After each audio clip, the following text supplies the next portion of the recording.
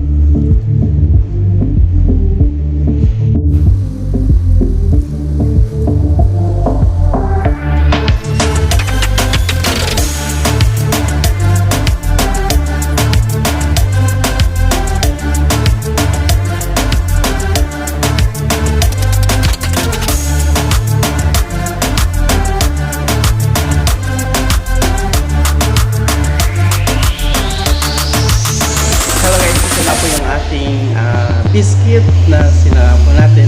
Ang temperature is 100